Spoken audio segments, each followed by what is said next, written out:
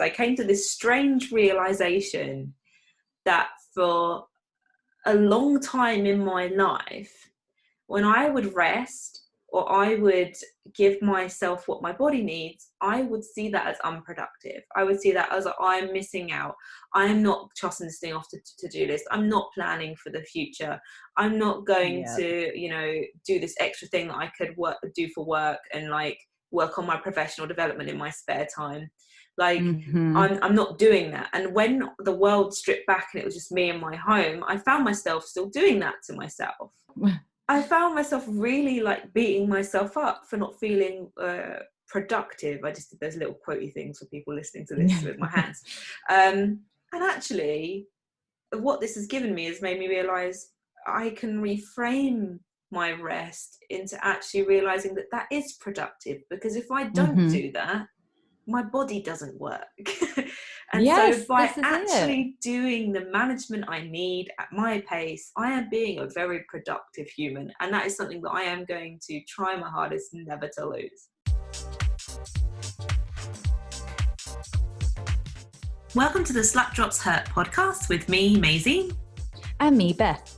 We are two fibro warriors intent on sharing perspectives and stories with the chronic illness community.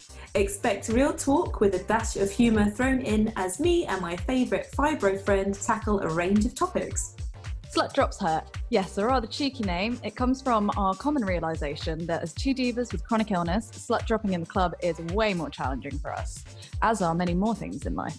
We hope by sharing our experiences with some of you, we can contribute positively to our Spoonie community.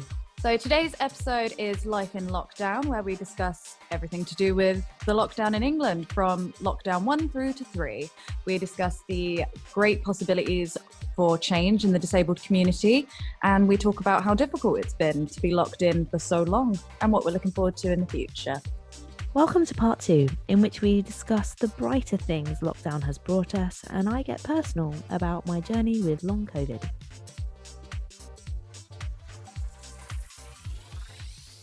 I'm trying not to be too negative. It's so hard. Well, there is something positive to come out of lockdown for me. And that is obviously I got diagnosed right before lockdown, like a month before we went into lockdown. And I have spent the past year looking at how to make my rented space more accessible for me. It's given me an entire year to mess around with different layouts, different types of accessibility equipment, and it's given me time to figure out what it is I need in my home, as well as I finish work and I get that extra 30 to 60 minutes of a day that would have been spent commuting. And that means that more often than not, unless it's like a bad day, I can cook and have a shower in one evening. And it is insane because before lockdown, I couldn't do that. It was either eat or shower. It was never both in one night. It was one or the other.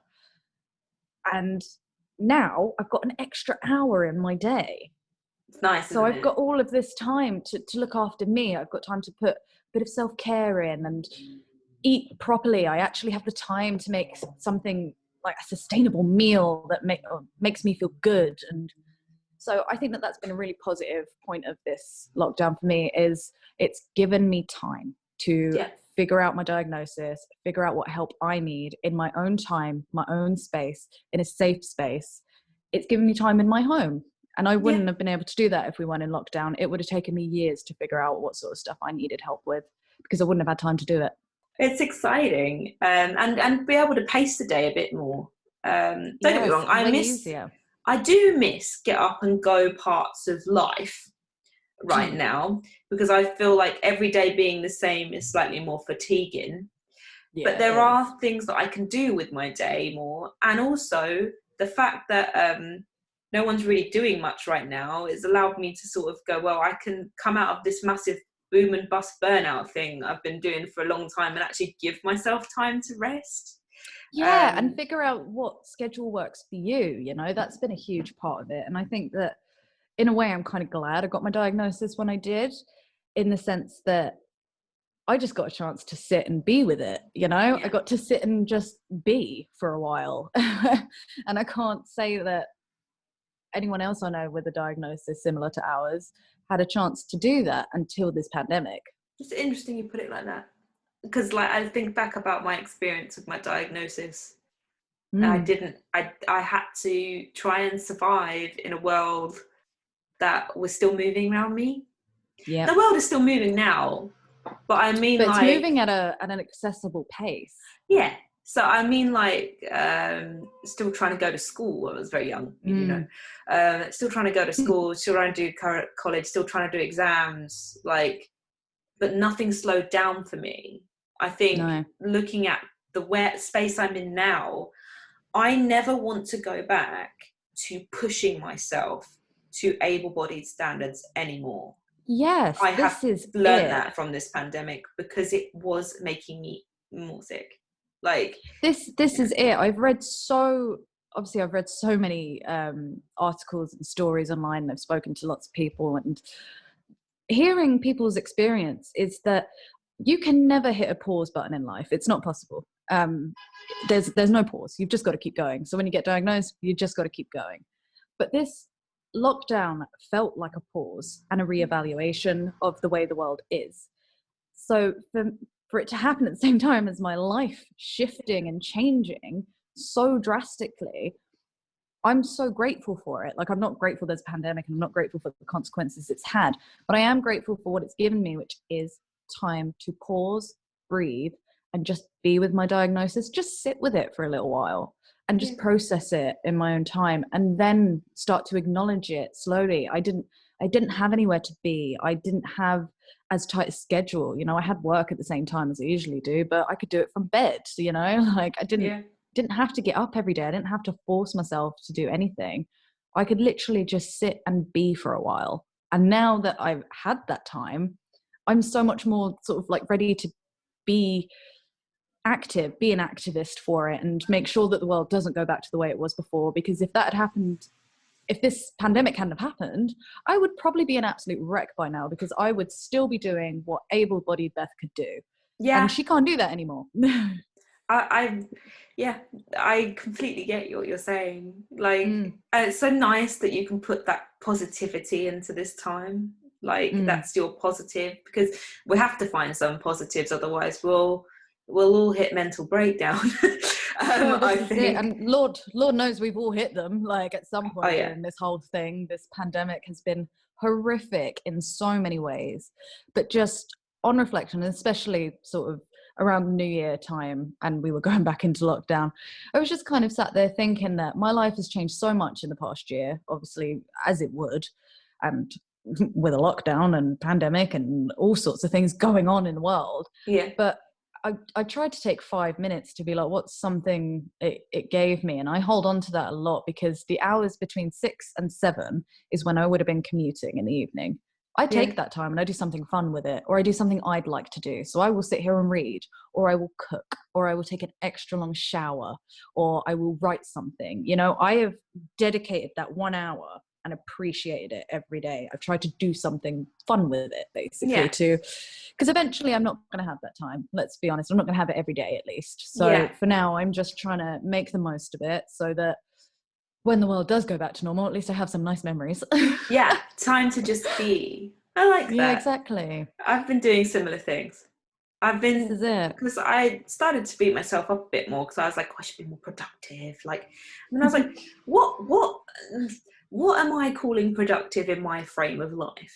And it made me realize, I came to this strange realization that for a long time in my life, when I would rest, or I would give myself what my body needs, I would see that as unproductive. I would see that as, I'm missing out. I'm not tossing this thing off to to-do list. I'm not planning for the future. I'm not going to, do this extra thing that I could do for work, and like work on my professional development in my spare time. Like, I'm not doing that. And when the world stripped back and it was just me in my home, I found myself still doing that to myself. Yeah, I've done it to myself multiple times over the past year. I found myself really like beating myself up for not feeling productive. I just did those little quotey things for people listening to this with my hands. And actually, what this has given me has made me realise I can reframe my rest into actually realising that is productive. Because if I don't do that, my body doesn't work. And Yes, so by this is actually doing the management I need at my pace, I am being a very productive human. And that is something that I am going to try my hardest never to lose. Because it's Yes, made this me is feel it. more positive about managing fibro in Hills, yeah, itself. yeah. So yeah. Well, this is something I seem to have noticed across the board, not just as part of the disability community, but in able-bodied, in employers, employees. I have noticed that there has been this huge surge online, especially for younger generations, well, for millennials and Gen Z anyway. There's been a huge focus in the past year that has shifted for everybody, because we all got brought up being told that we were meant to own a house, be married, have kids, have a life, have a brilliant career by the time we're 30. And now obviously a year of our life has just been stripped from us. And we've all just kind of collectively as a two generations just gone, do you know what, why are we doing that? The world is not what it used to be. The world is so different now. Like everything is more expensive. Changed. Yeah, companies are different. It's much harder to own a small business now. It is 10 times harder.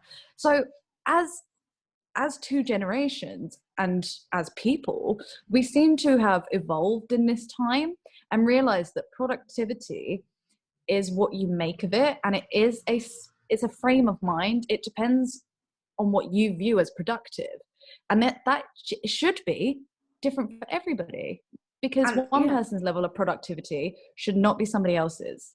Yeah, I think reminding people to just look after themselves is something that's really important. And I think like, I don't know, I feel like a lot of times in our society, people view like looking after yourself mentally and physically, like your well-being doesn't always come into it as a priority. It's not, we're sort of, everyone's like, work hard at, when you're in school, get a good career, work hard at uni, get a good career, work hard.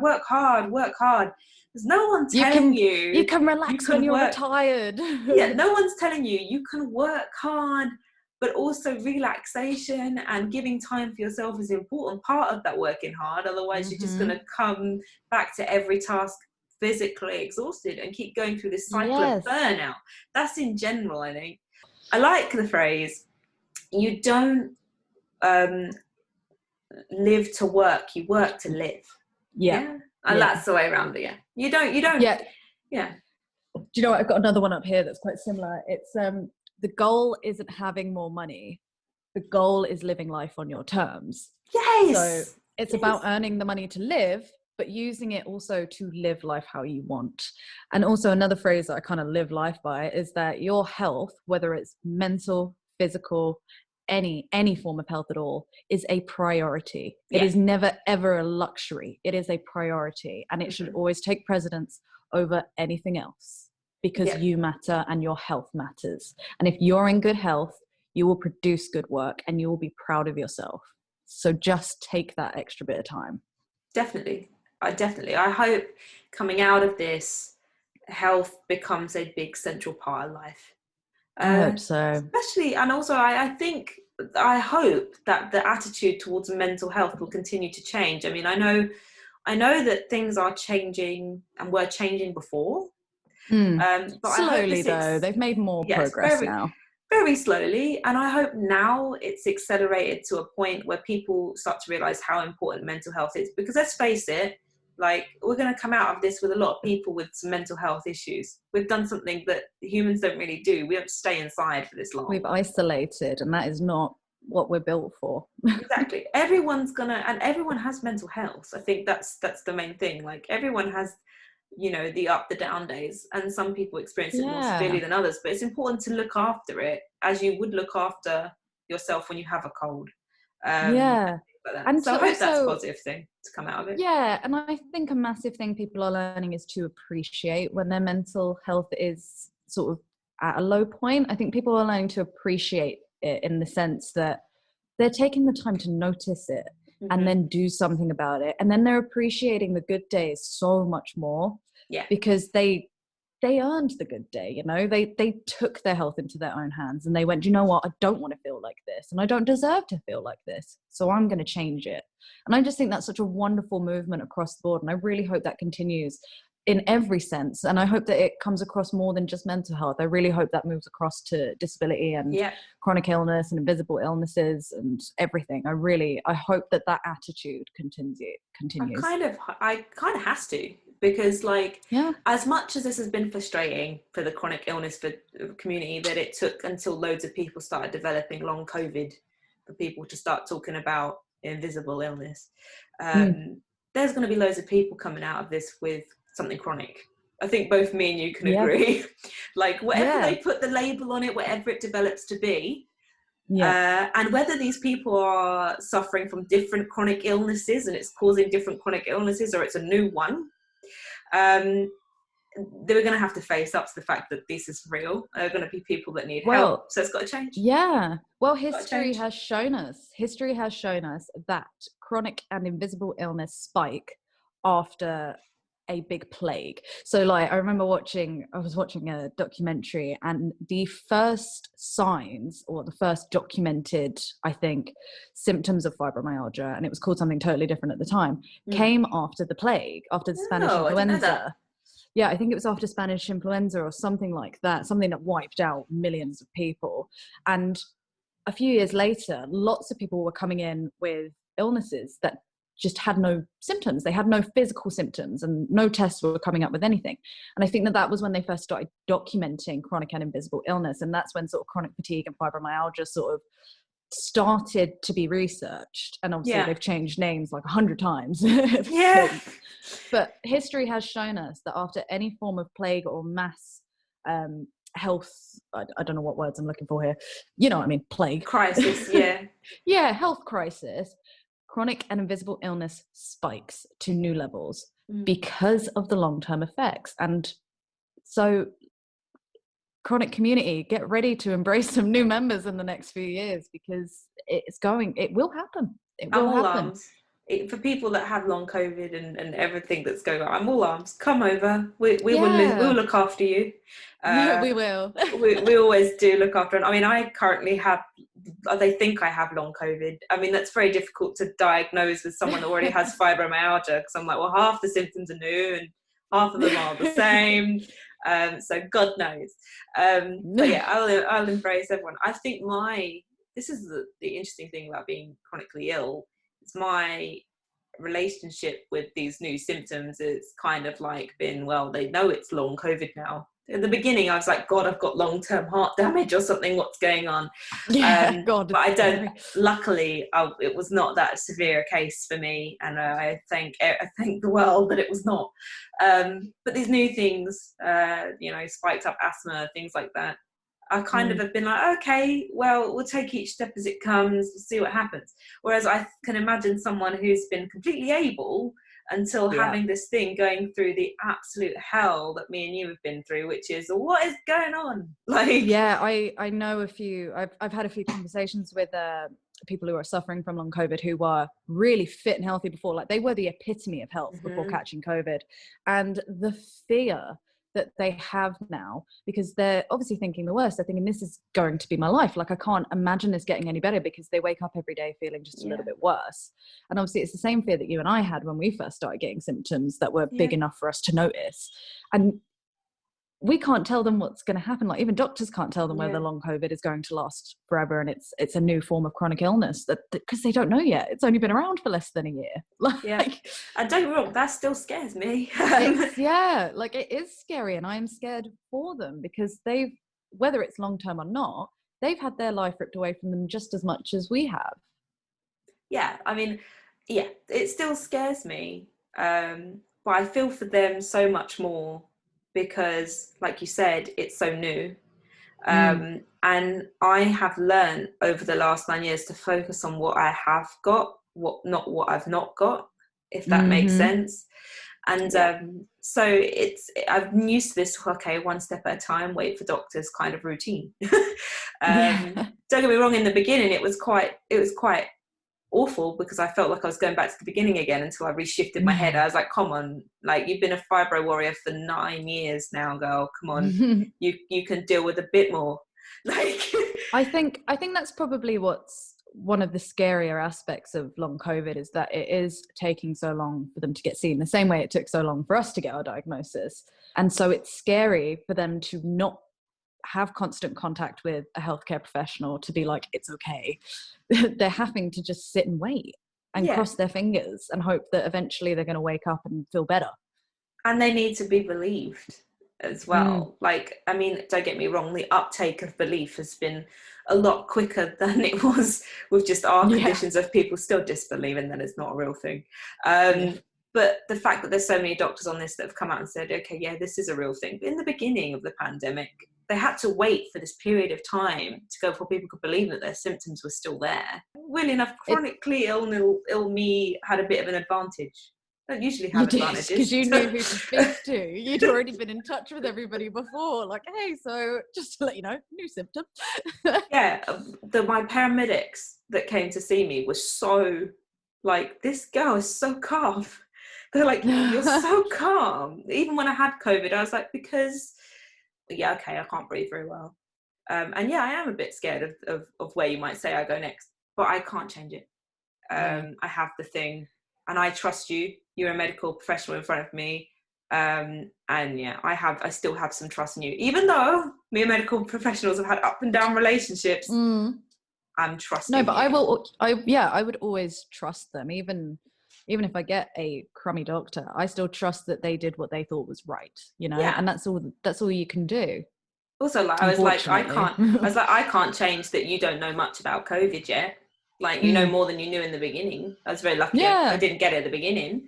So it's just like, I don't know. I was kind of just, I suppose it's just like accepting that you don't know what it's going to lead to. I suppose also not letting your brain run away with the worst case scenario. This is it. So that strength. I feel like we're sort of coming to the end. I had a quote that I wanted to share. No, but it rounds up what we're saying really nicely. And it's one I shared earlier on in the week, and it's from Coach John Wooden. And it's, never let the things you cannot do prevent you from the things you can do.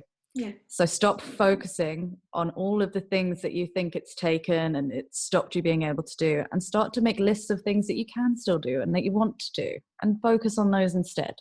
Yeah, definitely. And I think sometimes people think by focusing on the things that they can do, they're saying, oh, well, that doesn't exist for me, the bad bits. That's not what you're doing by doing that. You're accepting that you have this thing and you can move towards things you can do. Yeah. But you're not moving away from your disabled status, if you like. So don't feel like you have to really feel the down days for it to be real. Remember, it's there. Yeah. And nod to it when you see it walking by. Don't ignore it. That's just part of you. Yeah, it's part of you. You can't just deny a massive part of you. I feel it's been a really interesting exploration of what lockdown life and pandemic life has been like. Yeah, and I hope that it leaves people sort of hopeful for the future, and I hope that it kind of kicks the right people's butts into gear in terms of making the world accessible when this is over, and keeping these wonderful strides of progress we've made, because there have been some really wonderful outcomes from this lockdown, and I hope that they continue for employees and employers with disabilities. Definitely, 100%. So weirdly enough, there are, along with the negative, there's a lot of positive. So this is it. I'm not disputing that there's a lot of negative, but I feel like for the disability community, at least, I feel like we've made leaps and bounds, and it does suck that it's taken a pandemic to cause this change, but the fact that it's changed is a win. So we should celebrate it and keep the movement going. 100%. Yeah. 100%. Yeah. Thanks for listening to the Slut Drops Hurt podcast. We hope you join us for our next episode. Connect with us for news on our latest podcast projects and much more. You can find us on Instagram, Twitter, Facebook and TikTok under the name Slut Drops Hurt. For now, we are sending gentle hugs and wishing you all the spoons you need.